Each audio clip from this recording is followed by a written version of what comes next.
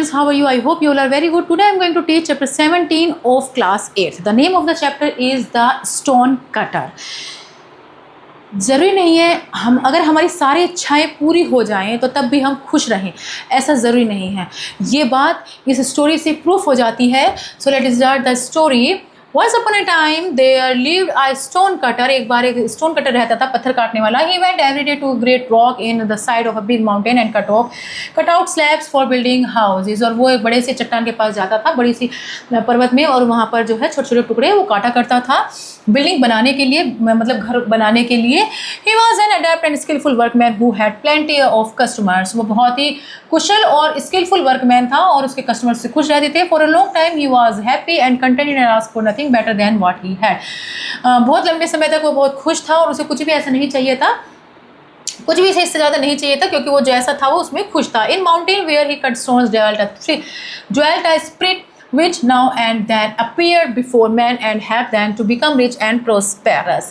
Mountain में जहाँ पर वो जो है स्टोन्स काटा करता था, एक आत्मा वहाँ रहती थी जो कि इससे पहले आदमी को जिसको भी दिखाई दी है वो क्या करती थी, उसकी गरीबों की वो मदद करती थी। इससे पहले उसे वो आत्मा दिखाई नहीं दी कुडवुड कटर को, और जिसको भी वो आत्मा दिखाई दी है उसने आदमियों को अमीर भी बना दिया है और प्रोस्पेरस मतलब समृद्धि वाला भी बना दिया है। Hey stone cutter, have you seen the mountain spirit? जैसे ही कोई भी उससे पूछता था कि क्या तुमने कहीं माउंटेन स्पिरिट को देखा है?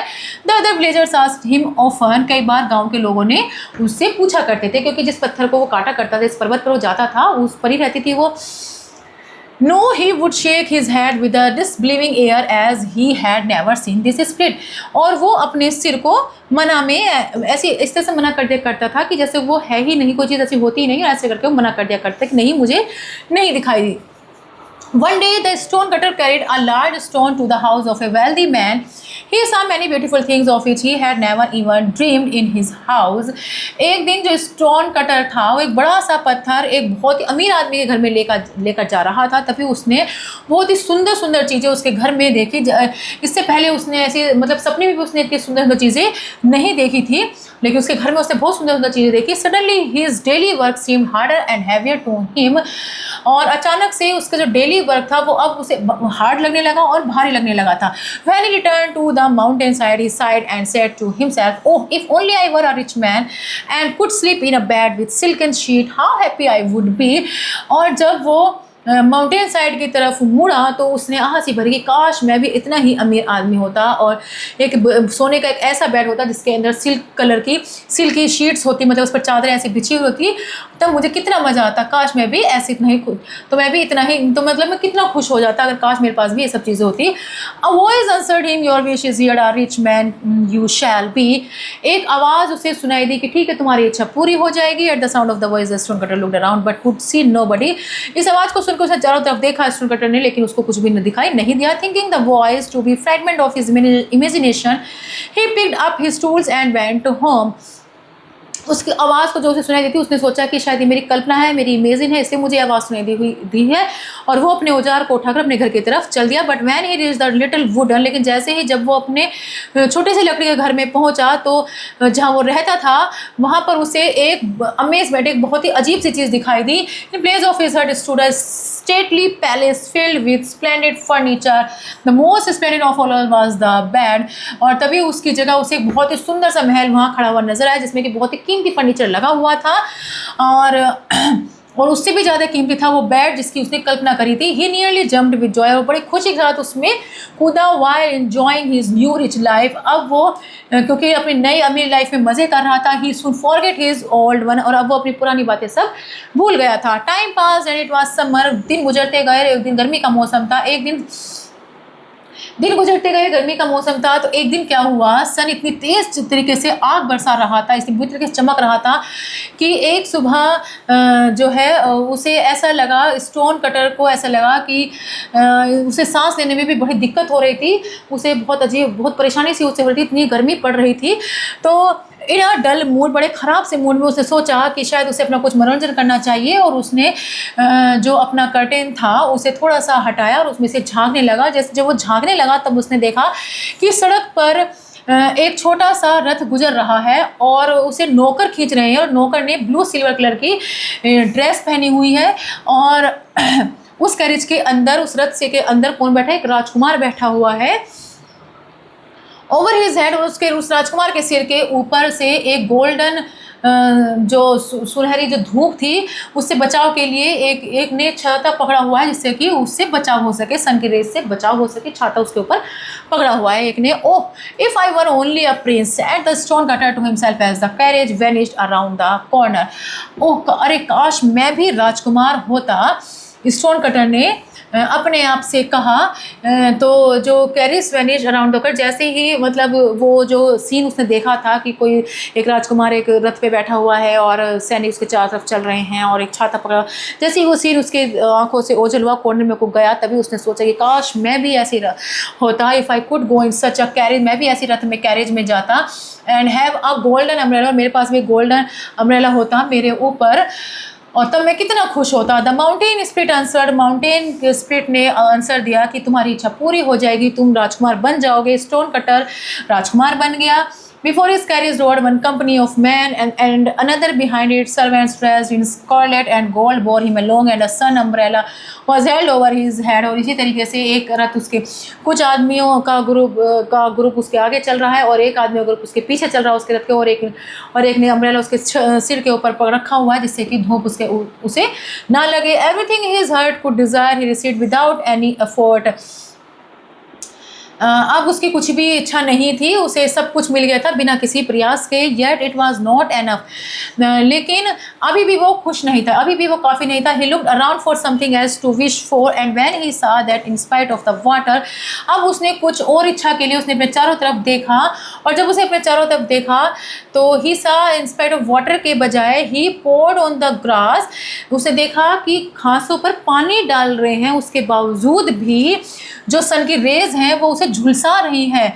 और in spite of the umbrella held over his head, each day his face grew browner. He cried, the sun is mightier than I, oh if I were the sun। और मतलब सूरज की किरणें घासों को पानी मिल रहा है, फिर भी सूरज की किरणें उन्हें झुलसा रही हैं। मेरे सिर के ऊपर छाता लगा है सूरज बचाने के लिए भी, लेकिन फिर भी मेरा चेहरा और ज़्यादा झुलसता जा रहा है इस धूप में। इसका मतलब ये जो सूरज है मुझसे कहीं ज़्यादा शक्तिशाली है, काश मैं भी सूरज होता। The mountain spirit answer, mountain ने उत्तर दिया, यू विश योर, तुम्हारी जो है विश सुन ली गई और तुम सूरज बन गए, तुम सूरज बन जाओगे। स्टोन कटर सूरज बन गया और अब उसे अपनी शक्ति बहुत घमंड हो गया, और उसकी जो किरणें थी ऊपर नीचे पड़ रही थी, अर्थ पर भी और हेवन पर भी। ही बर्न, उसने घासों को, बिल्कुल खेतों में जो घासें थी उन सबको जला दिया था, चाहे कोई अमीर हो चाहे कोई गरीब हो, हर किसी के फेस बिल्कुल झुलस चुके थे। But in a short time he began to grow tired of his might, लेकिन थोड़ी देर बाद जब उसने मतलब ताकत लगा रहा था सबको झुलसाने में वो, तो फिर स्टोन कटर जो था वो जो सूरज बन गया था। तो अब जो है अब उसे ऐसा लग रहा था कि जैसे उसकी जो ताकत है वो थोड़ा आराम चाह रही है, वो थक गया था।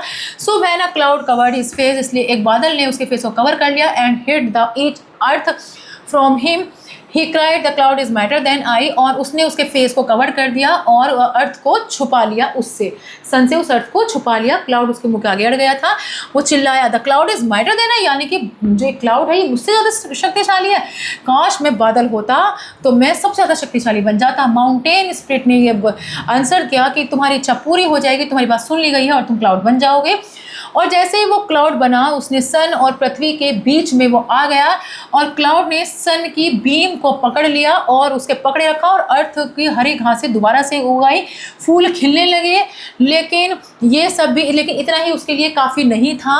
4 days and weeks he poured forth rain till the rivers overflowed their banks and the crops of rice stood in water। और कई दिनों और हफ्तों तक जो है पानी बरसता रहा, और जो रिवर्स थी उनके किनारे भर गए थे, पानी बाहर तक आ गया था, और जो चावलों की जो खेती थी वो उसके अंदर भी पानी भर गया था, मतलब चारों तरफ पानी हो गया था। Towns and villages were destroyed by his power, उसकी ताकत से जो गांव और शहर जो थे सब बर्बाद हो गए थे।